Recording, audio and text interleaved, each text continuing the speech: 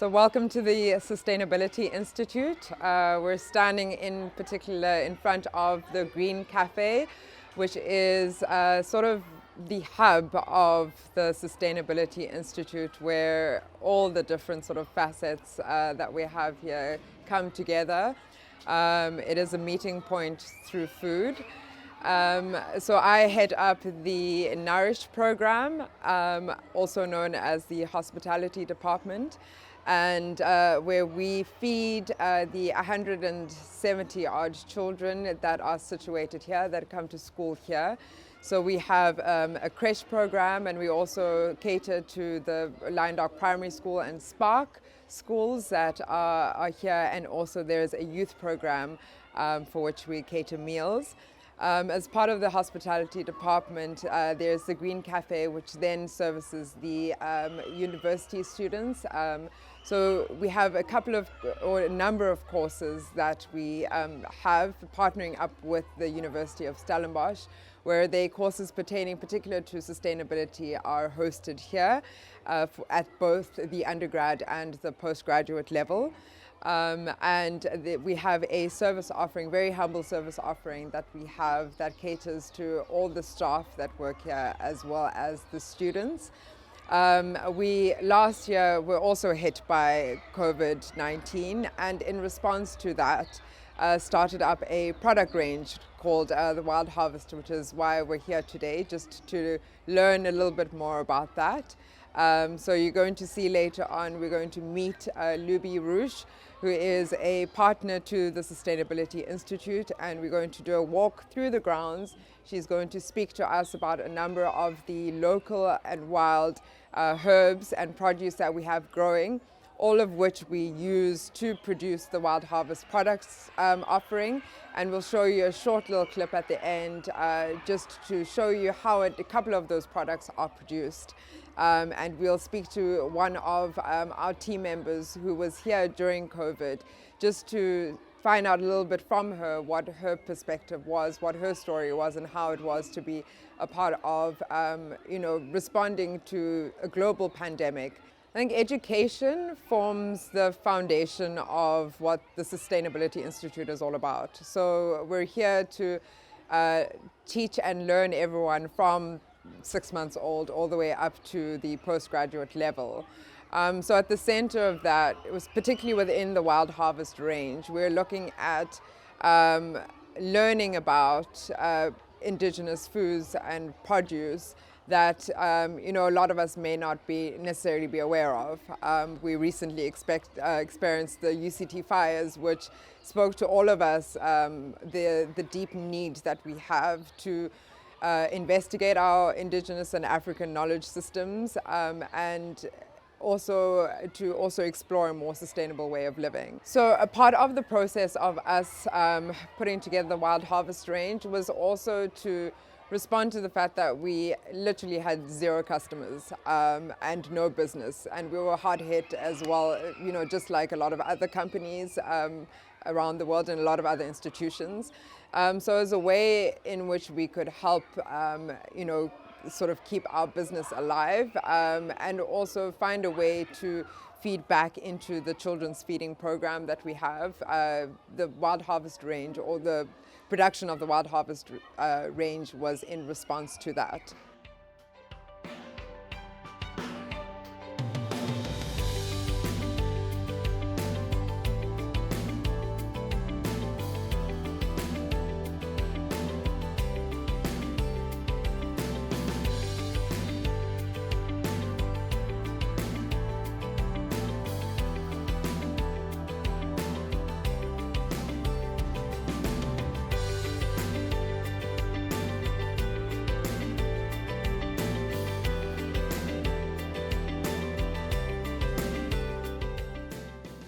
All right, so we're here at the garden at the Sustainability Institute with Luby Rouge, and we've just done a walk through the garden and identified some of the indigenous herbs and some of the edible weeds that we have growing around, and other local produce that we make use of in the Wild Harvest range.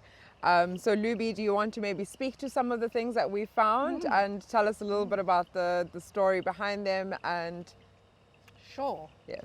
So there are 3 environments from which we harvest at the Sustainability Institute.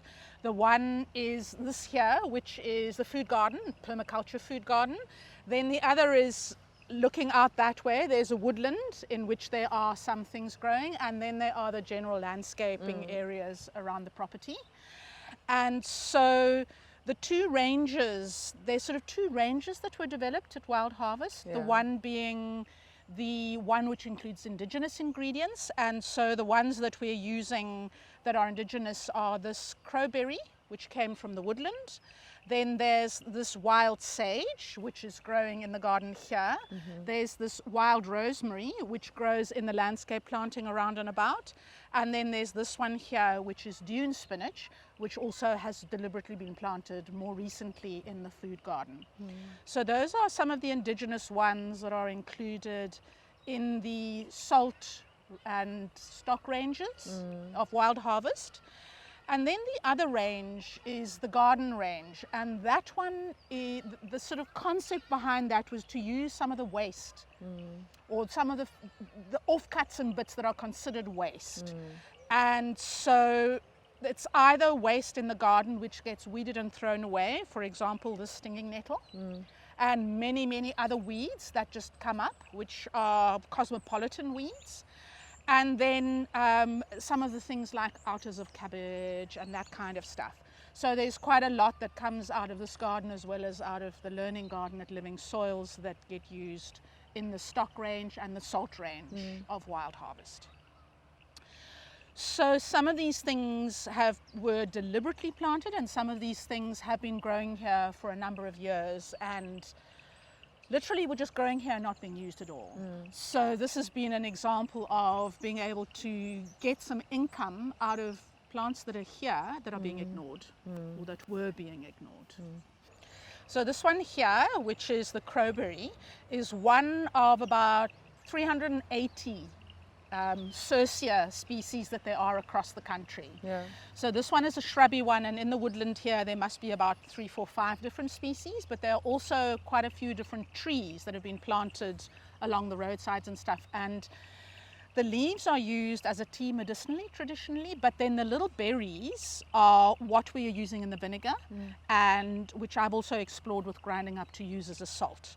And some of the sort of ethnobotanical history behind these berries shows that San people in hunting would eat just a handful of the little berries, which would sustain them in running down when they were hunting game, literally for hours on end. So definitely a very underutilized plant. It's also related to sumac, Mediterranean sumac. So definitely many more things that could be done with these as we kind of develop the range. Then we have these 2 sages. There's brown sage and blue sage, and they can be used very much in the same way as conventional sage. And they're very well known as landscaping plants, but very little known as an aromatic to use in culinary iterations.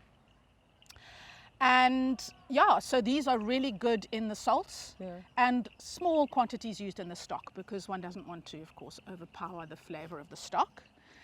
And then this wild rosemary, again, very much like the conventional rosemary, can be used in much the same way.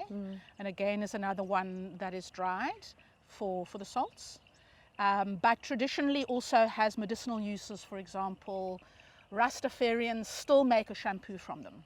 They're known very much as being good for hair care products. But as a culinary herb, I mean, I love to use them in all sorts of things, and definitely they're good for the salt. Then we have dune spinach, which is one of my absolute loves. It grows wild on the coastline, covers the dunes, and can be used very much like a spinach, and it grows so prolifically here that it can very easily be harvested in quite big quantity to be added into both the stock, and in fact we actually at the moment are only using it in the stock. And it's also used in the children's meals. But definitely a really, really vigorous grower that, yeah, you know, could be a serious crop in addition to being used in a wild harvest product. And some of the properties of the dune spinach in comparison to spinach that everyone is familiar with? So, you know, what's very interesting about the indigenous edibles from the Western Cape is that very little research has been done about them.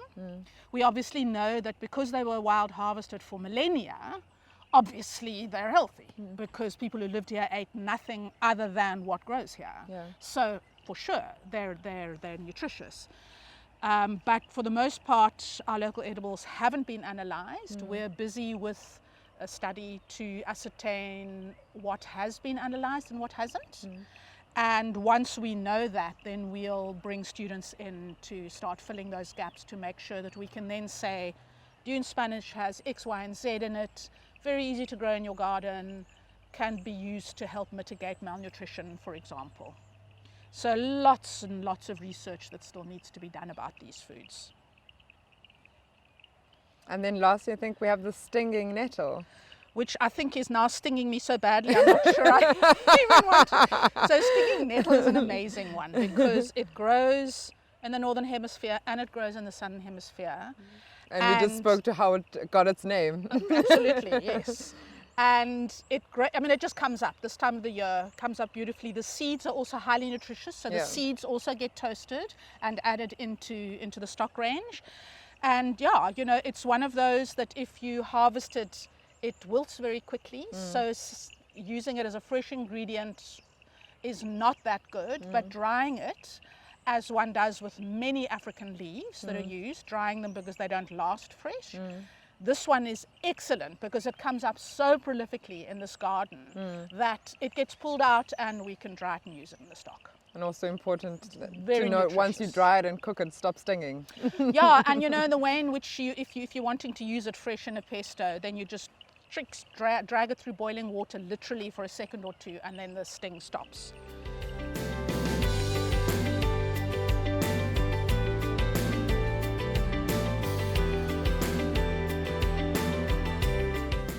All right, so we've just come from the garden and we're looking at some of the herbs that we have hanging up here. So how did you guys decide about going about the drying process? Well, you know, it was taking a fair amount of time and focus to load the ovens and keep the drying going. And while things were not particularly busy, that was fine for the kitchen team to be keeping their eye out with lots of racks in an oven drying. And, you know, it just became obvious that letting the things, you know, here you can see the sage has been hanging for a little while, so it's already beginning to be a bit more dry. Here you can see these are a little bit more fresh. And I know from my own experience that when I've picked some and it's just lying around, it gradually dries. There have been times where we would also put it in the oven if we needed to crack out fast with you know, getting things, but I mean there's no need. So when there's time and when they're harvesting in the garden, then just hanging it up to gradually dry is completely perfect. And then These sort of guys average here time? wouldn't, you know, depending on how damp it is or what time of the year it is. So this time of the year it would be slower. In summertime it can be really fast. You know, sometimes even like putting them on top of a cupboard outside with the sun shining on it, it can be dry in no time at all. These guys are here, they wouldn't ever dry here like this. So they're just hanging here for the moment to show that these are some of the things we would use. But these would need to be chopped fine and laid on a tray and dried in a very low, soft, like a dehydrator kind of vibe. Correct. So that they just slowly, you don't cook them, so to speak. You just try and keep some of their fresh color and flavor alive just with a slow dehydration process in the oven.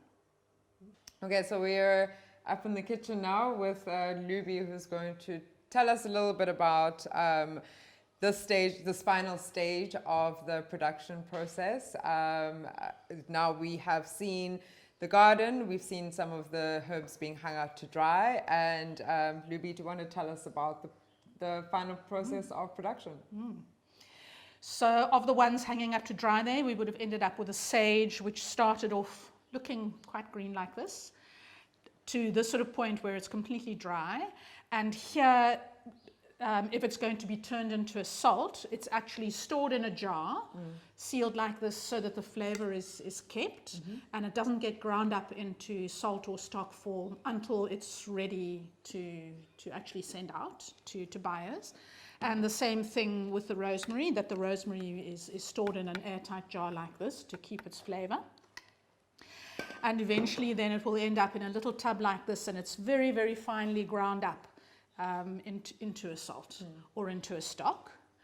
And then here we have now in the garden range, which takes all the offcuts and the rubbishes and things that get thrown away normally. Yes. Here we have a full-on mixture, which, just read for me, Michael, my eyes don't want to tell me what that says. Garden powder. So this garden powder is ready to be added either to a stock or to a salt. So the ratios in here are all a correct mix. And the salt essentially is the only thing that makes the difference between it being a stock versus it being a salt. You can guess that there's less salt in the stock. Yes, correct. And then when they're doing the drying, because here there are very specific proportions which have been worked out, as to how much of the oniony flavor goes into there and how much of the carroty flavor and so forth. And in the interim, when they're drying out, they would do like a huge container like this, which is one ingredient. And then when they're ready to mix up a batch like this and they've got enough of everything, then they would mix that batch up and then turn that either into a salt or into a stock. Okay. Then when it comes to the vinegars, they're vinegar infusions, which basically means that it's not a fermented vinegar. That is something which I'm hoping that we will eventually do with the team. Yeah. So these are infused, so either with herbs or with a combination of herbs and berries. So here you can see this color where these fruits, those waterberries or the wild olives and various other leaves have been standing for a while. And then you know that not only is the color infusing the vinegar, but the flavor of whatever you've put in there is also infusing the vinegar. So making sure that we're actually getting all those steps standing for long enough so that when product goes out into the world, that we're keeping consistent quality control. And that's been part of the learning curve, of course, of this team as well, because this is a hospitality team that was supplying meals, fresh meals. They weren't in the business of making consistent bottled products to send out into the world. So it was an interesting learning curve to go through. How does one actually make a consistent product? And how do we keep the proportions absolutely right? Do the measuring, working out the proportions, working out the costings. I mean, it was quite an interesting learning experience for the whole team to put this little business together. Yeah. So one of the products that we have here is a coarse salt, and in this one here, this is another reason why we wouldn't actually grind up all the herbs, because when you're making a salt grinder, then you're putting whole leaves in, so that as the coarse salt gets ground, so does the herb get ground. So here there's this mixture, which is the right sort of proportion of the wild herbs in here, which then gets decanted into this jar. And then the other thing that was quite a lot of fun was actually working on the branding with Fiona from the Sustainability Institute, getting the wording right and making a beautiful looking label. She drew the little drawings, and that was also just quite a fun process, getting the little wording right to send out to say, what is this product range about? And that's also quite an important part of a whole process like this, is how do you represent what you're doing and why you're doing it to the rest of the world. What was the idea behind the brand image that you came up with in the end? So the idea behind the brand image was twofold. The one was to use local in the local indigenous ingredients. And then the other one was about waste reduction. And we know that globally, I mean, it's something horrific, like nearly half of all food is thrown away. And I don't even know whether they're measuring all the other bits, like even the carrot tops that get used in there. I don't even think those are factored in. So we're even using bits that don't even qualify as food in the first instance. So the garden range was really about making use of nutrition that is growing in the gardens here and pushing it back into foods that, using that nutrition that otherwise would get tossed. So those two things, waste and really using totally local foods. Okay. And you spoke a little bit earlier about the two different drying methods for your more sort of hard woody stemmed sort of herbs as opposed to your softer, more delicate herbs. Can you just speak a little bit to that? So we saw the wild rosemary and the wild sage hanging up, and they're fairly toughish, so they can just gradually dry out. But when it comes to things like spinach leaves and stems and outer cabbage leaves and carrot tops and the nettles and those sorts of things, if they were to get hung up, they would be at risk of going moldy, especially at this time of the year. You can see I'm warmly dressed, and things are very damp here in the winter rainfall Western Cape. And so they're really, these ovens which we can pack several trays into. First of all, the things would get chopped up so that they're a little bit smaller and there's more surface area for drying out. Then they'd get packed onto a tray and put into a low oven. And then when they come out of there, then they can get ground up and bottled in powder form into a jar. Whereas with the wild herbs, once they're completely dry, then it's literally a case of just pulling them off those stems and then packing them into these jars.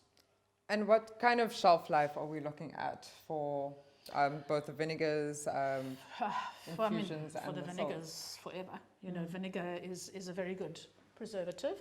So we're working here with completely savory ranges. There's no sugar in any of these. If we were to be doing fermented vinegars, then there would be an element of sugar in there in order to encourage the fermentation process. But here we're using either vinegar or salt or drying as the three processes for preservation. So especially in an airtight container like this, herbs can retain their flavor for many, many, many months. And the same thing with the vinegar. Vinegar, we're using commercially fermented apple cider vinegar. And so there the acetic acid level would be 5% or above, which is the right sort of acidity for long-term preservation. And because we're sterilizing the bottles, there the vinegar has, how long does a bottle of vinegar last? A very long time. And the same thing with the stock, it's very, very long shelf life. In Africa, one of the things about preservation is that drying is used very extensively. In places where electricity is not available, you don't have a fridge. One of the best ways to preserve, whether it's fish or meat or vegetables, leaves, drying. It's as old as forever. So, a lot of what we're doing here is using those sorts of principles, and we're speeding it up a bit by using an oven. Very low oven, but we could also in time be considering a dehydrator, or in the heat of summer using outside sunlight. But again, this is a business which is operating within a hospitality division which has children to feed and which has students and staff to feed and which is also running events. So this business which was pivoting during COVID has to fit in between all of those things. So keeping that sort of whole thread going takes a little bit of focus and returning to every now and then, because sometimes that your eye can be off the ball because at 11:30 the soup has to be up in the preschool. So I think that gives you a sense of the sort of baseline range that we've begun with, and the permutation are endless. We're now entering another phase of fairly severe lockdown. The students have left campus already, and the children that's their last day again. So we're in a similar situation to when this little business was born, where now suddenly there's going to be nobody on campus. And so maybe this is now the moment with you here, breathing new life into the hospitality division, to take this up and really, if you've been busy with so many other things, you could now immerse yourself in this and push it forward to new heights. One last question. In terms of the actual, it's a very obvious question, but Yes. Your choice of packaging. Yes. Why you chose, obviously, to use glass over something that might have been cheaper, such as plastic. Yes. So that was part of the same sort of branding exercise of going and getting a couple of ranges of jars, and between the greater team deciding what would actually be the best jars to use. So of course, yes, glass was a part of it, and having in terms of an aesthetic, having the aluminium lids was a part of it. And then for these ones, the two salts, the garden salt and the wild herb salt, excuse me, this being a beautiful enough thing to put onto your table, to be able to use straight out of. So that was a consideration for these. And I mean, these are, you know, very obvious, a grinder. And the little jars, because they were part, you know, we looked at, are we going to do larger jars? And we decided to start with little ones. Because, you know, when we're putting together a box, a sort of box of 10 different things, then they become like little samples of a whole range of things that is being made here. So we mentioned and spoke to the fact that, you know, the SI is essentially not going to have a lot of traffic with a lot of the classes going online and school holidays coming up and also potentially students not coming back because of COVID for a little while. So can you speak to maybe some of the ways we're going to have to adjust now going forward? Yes, so, you know, with having started this project during a lockdown period last time round, part of what we addressed then already was how to reach market, because it's all very well to have a product, but you're not going to make any money unless you've got a buyer. So the SI, of course, has a good website, and so these products are advertised on that website. And I mean, they are in the Green Cafe, so when there is traffic, Green Cafe is another selling point. But what also more recently I have been working on with a view to making indigenous ingredients more widely available, other than by foraging, which is not a sustainable way of sourcing them, is I've been working towards an online selling platform, which is, it's borrowing the name of my non-profit, which is Local Wild. So the online store is called the Local Wild Food Store. And so what will happen there is that fresh ingredients will be aggregated in Philippines at a central place, and from there orders will get dispatched out. So there's aggregation as well as delivery logistics that are a part of the selling platform. And Living Soils, who are part of the SI's family, they will be selling indigenous veggies into that. And in the long term, also an online selling platform for local for Wild Harvests products. So, you know, more and more, particularly in this lockdown period, but also just for business, fairly targeted, specific businesses, selling in their own right is also quite an important thing to do. And with this range, selling wholesale wasn't really a part of the initial business model, because the volumes at which the product is being produced are so small that to build in a wholesale price there just wasn't the sort of economies of scale enough to be able to offer wholesale. But that is something that can be worked into the future. And then again, that is something which on the Local Wild Food Store site, that, you know, wholesale products could be offered from the Wild Harvest range.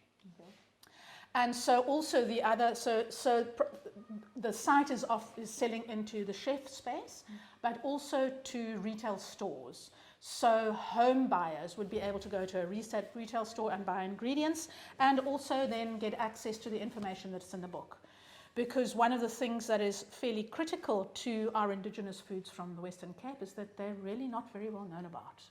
And so information going out with the produce, particularly if you're going to be putting a vegetable on a shelf somewhere, nobody's going to know what it is. So actually selling the information along with the ingredient in store is really important. And the same thing at the Green Cafe, having the information with the muffin that has dune spinach in it that they're eating. You know, they need to go together. And that's what's amazing about this place, is that it offers those opportunities for those link-ups to happen, the cultivation in the fields, the hospitality, collaborating with somebody like me, and then offering courses to either local students or foreign students. You know, an amazing platform to project the sustainability of working, you know, with these sorts of plants and these sorts of ranges.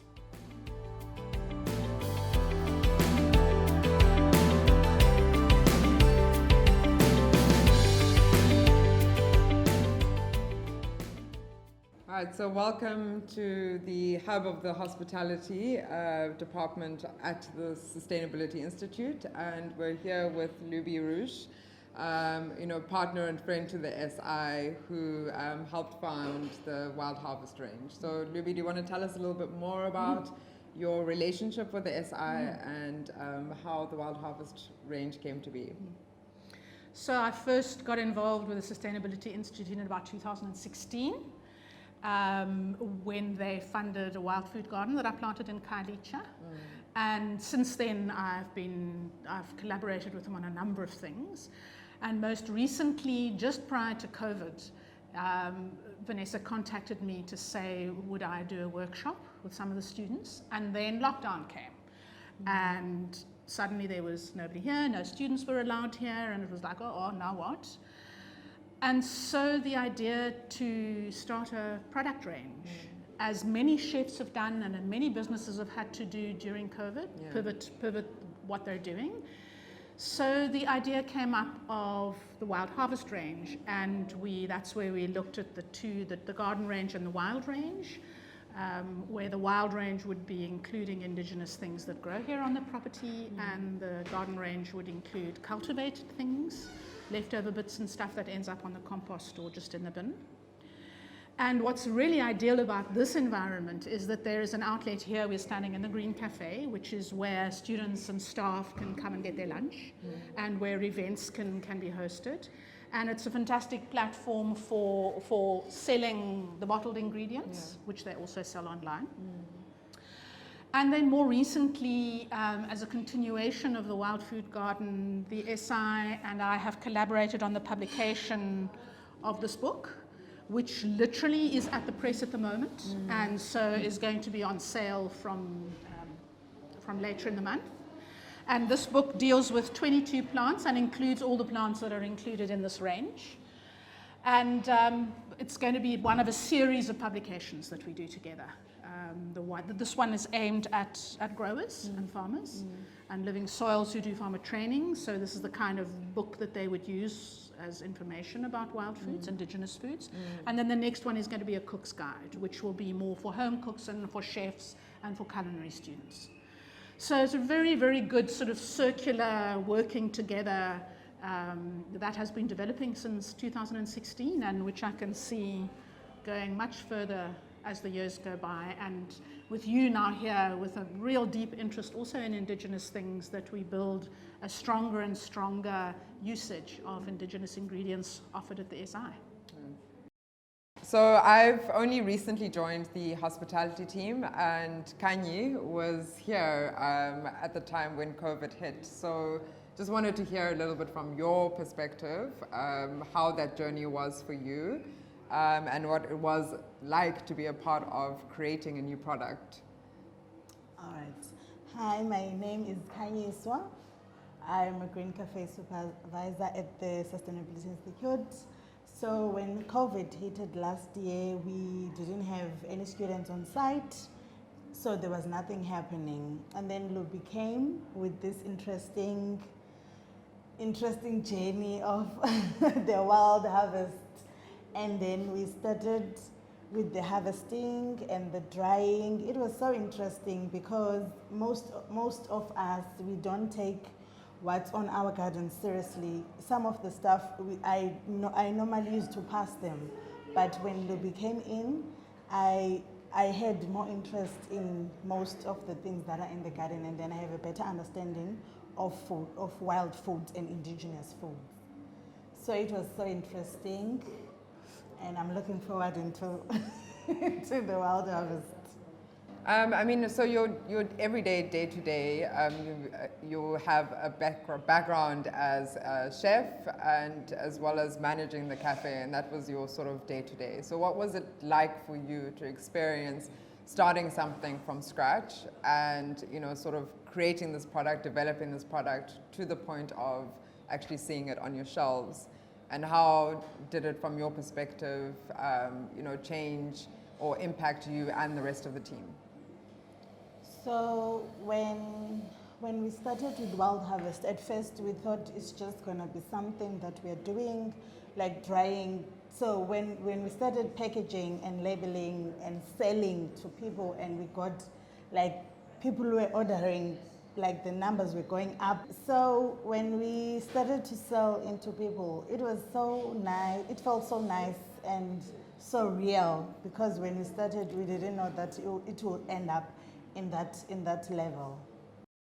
So Sneh is our barista here at the Green Cafe. Sneh, I'm just interested to hear a little bit about your story, your Wild Harvest story.